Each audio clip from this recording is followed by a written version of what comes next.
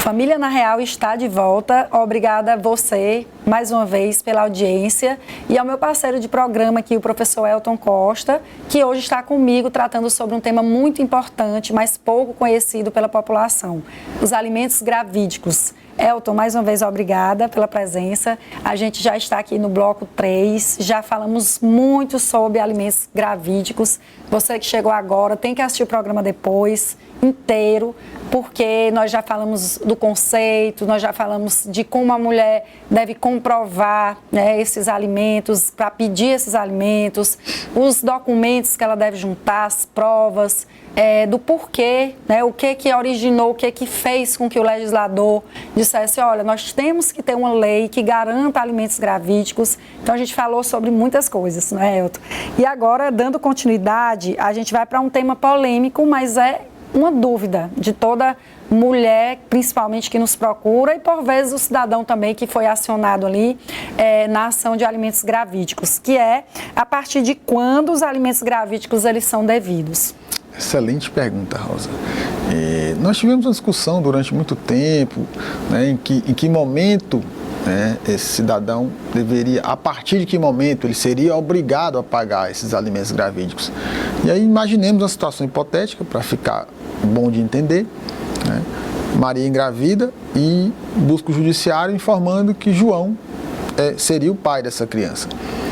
Mas o processo tem um começo e a citação, né, de uma forma bem simples, é o momento em que o João, a quem ela apontou como suposto pai, toma conhecimento dessa ação. Então, nem sempre isso é rápido, né? A gente sabe que, principalmente quando a gente fala de pensão alimentícia, é muito comum, inclusive, que esse pai, ou que esse suposto pai, no caso dos alimentos gravídicos, não seja encontrado com facilidade, né? Alguns por circunstâncias sérias da vida, outros por subterfúgios mesmo, né? Isso a gente sabe que é uma realidade. Acontece muito, por exemplo, da mãe dizer assim, olha, eu inclusive avisei para ele que eu entrei na justiça. Fica aqui a dica, não façam isso, tá? Por quê? Porque muitas vezes quando esse cidadão ele sabe que foi acionado judicialmente, ele já tem a ideia de que vai ser procurado por alguém da justiça para que ele tome conhecimento desse processo. É verdade, já dá um jeito de sumir. Já dá um jeito de se esconder. Então, mas de fato, do processo até a hora que ele é citado, ou seja, até a hora que ele é informado pela justiça, olha, tem um processo de alimentos gravídicos contra você. Então, vai participar, vai se manifestar, vai fazer sua defesa, enfim. Então, mesmo que esses alimentos demorem a ser fixados, esse valor achado no final, ele vai retroagir, ou seja, ele vai voltar até a época que esse cidadão tomou conhecimento. A gente estava até conversando, né, Rosa, há pouco, que nos parece que a forma mais razoável, mais acertada e, por assim dizer, mais justa, seria que, se a gente está falando de alimentos para colaborar com os gastos da gestação, que essa retroação, ou seja, que esse momento que ele pudesse ser cobrado, voltasse lá para o início lá para o período da concepção, que isso é comprovado através do exame, né, o exame da gestação de lá. Aproximadamente tantos meses de gestação. Então, isso parece que seria a forma mais justa, né? Já que a gente está falando de alimentos para custear, né? De pensão para custear os gastos com a gestação, né? Isso, mas, porque fato, imagina, o rapaz é citado no final do processo.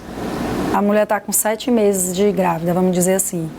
Durante 7 meses ela pagou tudo. Arcou sozinha com os custos da gestação. Então, nada mais. Eu acho que mais ainda nos alimentos gravídicos que deveria ser, né, desde a concepção. Porque nos pensão alimentícia, acontece muito da mãe ir buscar a justiça somente quando ela se separa do pai, né, que a criança já tem 10, 11 anos, 9, depende. Mas aqui não, o intuito, a finalidade, né, o fundamento legal é custear esse período. Mas por enquanto é o que temos, né? Eu tenho até um projeto de lei. Isso, tem um projeto de lei, eu não me recordo o número agora, mas se vocês derem uma googada, tem como achar, que quer modificar a lei de alimentos, lá 5478/68, para dizer que em qualquer situação os alimentos vão retroagir à data da concepção. Então vai acabar com qualquer dúvida, né? Hoje não se discute que é até a citação, mas não, né, se essa lei for alterada, Isso vai ter impacto, inclusive, nos alimentos gravídicos. Então, vai tranquilizar a situação, mas olha, qualquer situação que seja, independentemente de quando quem está sendo buscado, quem está sendo demandado para pagar alimentos, tomou conhecimento do processo, no caso dos gravídicos ou em qualquer outra situação, vão retroagir a data da concepção. Então, vai abarcar provavelmente a gestação, vai abarcar o período que esse pai não contribuiu desde a concepção. Não só do momento que ele tomou conhecimento do processo, mas desde quando o filho dele foi concebido. Isso aí é perfeitamente comprovável através dos exames que hoje tem, né? Então vai ser um avanço grande. Espero que o projeto realmente passe. Isso. Então, colega telespectador, só para a gente esclarecer de uma vez por todas, porque realmente é uma discussão processual, o que a gente discutiu nessa dúvida foi a partir de quando ali o suposto pai, ele terá que pagar alimentos, tá? Ou alimentos gravídicos durante o processo. Então, houve uma discussão doutrinária jurisprudencial, como o Elton colocou, se era a partir de quando a mulher descobria que estava gestante e que ela comprovava a gestação, ou se era desde quando o cidadão tomava conhecimento do processo, que é o que a gente chama da citação. Então, houve essa celeuma, mas, por hora, o que está sedimentado ali, fixado na jurisprudência, é que é desde a citação, porque eles entendem que é a partir dali que se forma o processo, né? Então, por essas questões processuais, a gente acha que a mãe acaba sendo prejudicada dessa forma, né? Inclusive, nessas situações que você colocou, do pai sumir, do pai se esquivar de receber a citação, muitas vezes ele se esconde, ele muda de domicílio. Infelizmente a gente sabe, né, na nossa prática forense, que isso não é raro. Exatamente. Né? Acontece inclusive com muita frequência. Muita frequência. E aí, aproveitando, Rosa, que a gente está no bloco das questões mais polêmicas, das questões mais interessantes, olha essa. Se depois, imaginemos, né, alimentos gravídicos, o pai foi condenado lá no começo da gestação, então imaginemos que ele passou 9 meses pagando alimentos gravídicos, a criança nasceu, momento de fazer o DNA, se ele ainda continuar com a dúvida. Fez o DNA, ele não é o pai biológico. Como é que ficam, né, esses alimentos, esses 9 meses que ele pagou de pensão?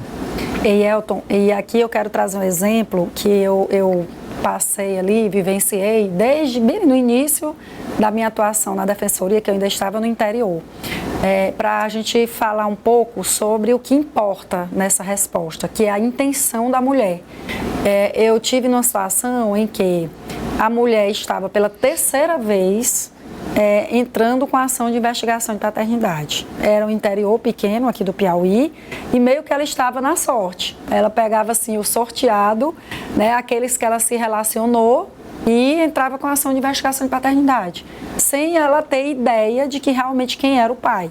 Ou seja, notoriamente aquela mulher estava agindo de má fé. É um direito dela? Sim, mas ela tem que ter uma boa fé, ela tem que de fato ter certeza que aquele cidadão é o pai para que ela entre com a investigação. Ah, doutora, mas não é justamente para saber se ele é o pai? Mas não é assim, né? Essa dúvida, ela paira muito mais no homem do que na mulher. Então, quando a mulher vai entrar, vai buscar a paternidade, é muito mais para trazer essa certeza para o pai, que a mulher ela sabe ali com quem ela se relacionou, a não ser que tenham sido relacionamentos muito próximos e que de fato ela tenha essa dúvida.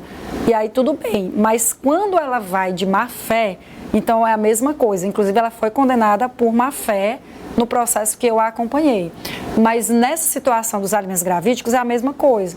Então essa mulher ela tem que ter essa certeza, não, realmente eu me relacionei com ele, ou pelo menos ela achar que foi, mas ela está agindo de boa fé.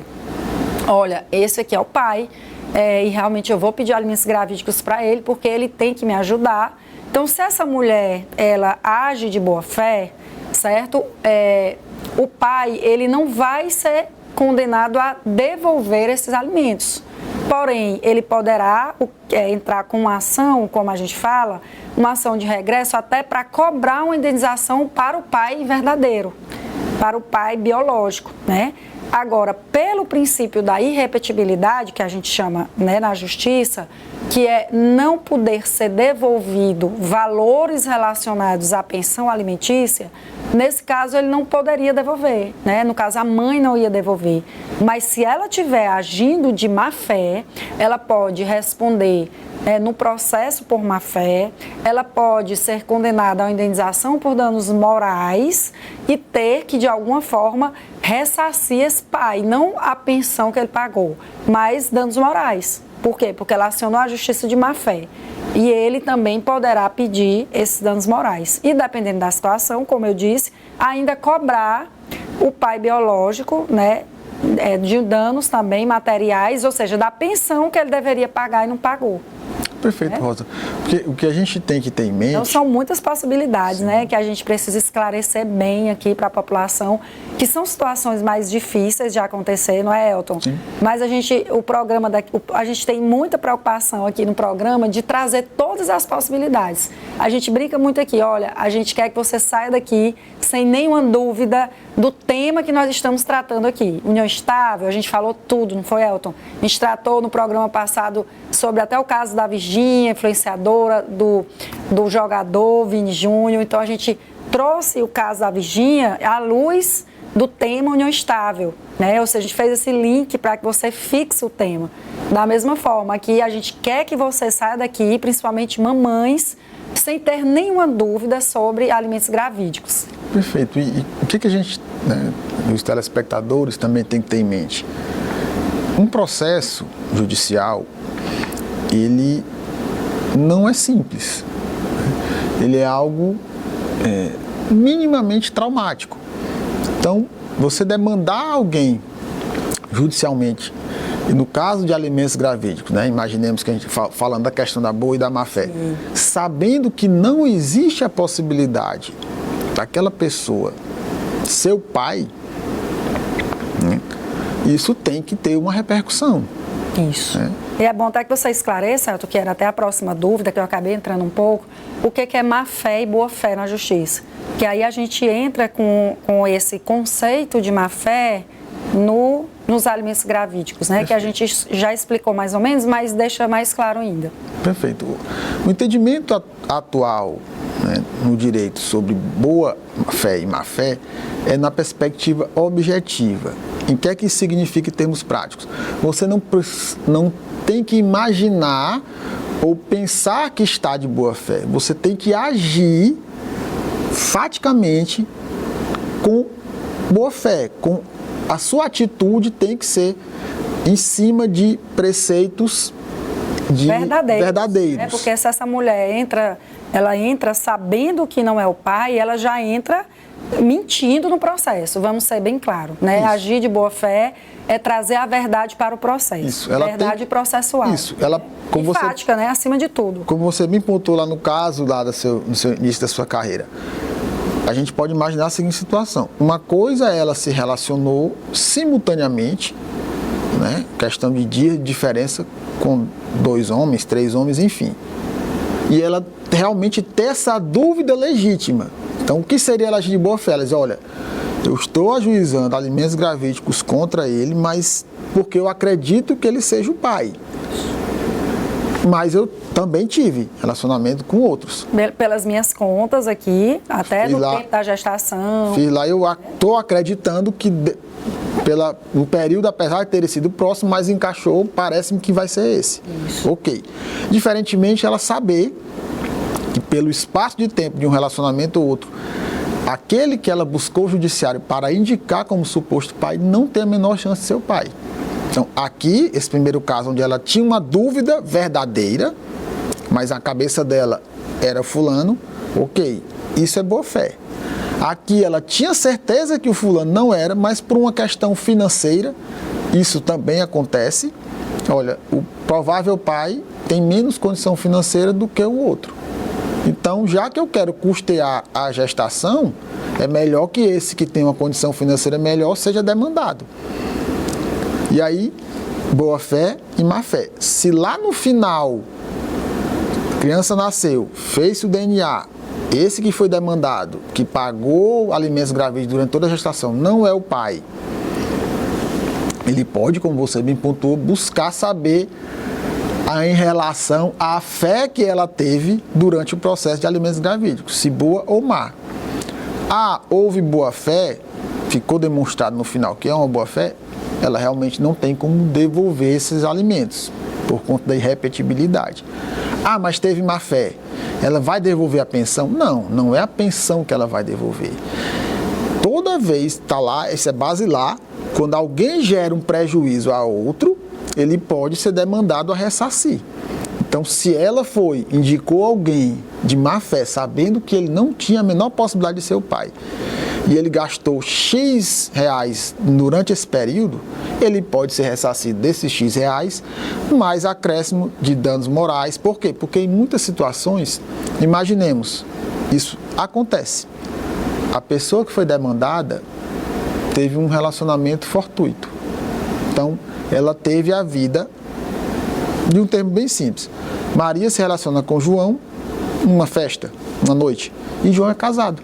Estava de folga no trabalho, saiu com os colegas depois do trabalho e se relacionou com Maria.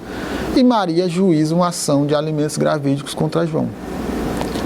Não é difícil imaginar que vai haver uma devassa na vida do João por conta desse processo, se ele não conseguir esconder da família.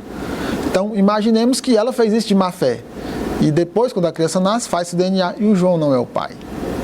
Então, ele pode demandar, não para receber o valor da pensão, né, como a gente falou, mas para dizer, olha, eu gastei X, você destruiu, acabou meu casamento, não vejo mais meus filhos, então estou aqui, né, criando um cenário hipotético, mas isso pode acontecer. Acontece, né? Então, imaginemos, ela pode ser demandada, sim, a ressarcir por todo esse prejuízo, tanto material quanto moral, que o João teve. E mais além, como você bem pontuou, há quem defenda o regresso em relação ao pai biológico. Então, fez o DNA, João, no nosso exemplo, não é o pai. Ela vai buscar o verdadeiro pai. Não para alimentos gravídicos, porque a criança já nasceu, para sustento do filho. E aí o João sabe, opa, é o José que é o pai? Vem cá, José, agora nós vamos discutir porque eu gastei X reais durante a gravidez e eu acho que você, como é o verdadeiro pai, poderia me ressarcir. São muitas questões interessantes decorrentes dos alimentos gravídicos, né, Rosa? Excelente, Elton. A gente vai finalizar agora o nosso programa. E hoje eu e o professor Elton, nós falamos sobre um tema que na prática do direito das famílias, ele representa um verdadeiro divisor de águas na proteção da gestante e da criança, os alimentos gravídicos. Nós vimos que a Lei 11.804 de 2008, ela não surgiu do nada, ela veio consolidar um movimento de proteção à vida, à dignidade e ao desenvolvimento saudável do nascituro, permitindo que a mulher não fique sozinha arcando com todas as despesas de uma gravidez, enquanto o pai se omite. Nós falamos sobre a fixação dos alimentos, mesmo com indícios de paternidade, sobre a conversão em pensão após o nascimento, sobre a possibilidade de cumulação com investigação de paternidade, sobre o termo inicial da obrigação e também sobre o uso responsável desse instrumento, inclusive nas situações em que pode haver má-fé.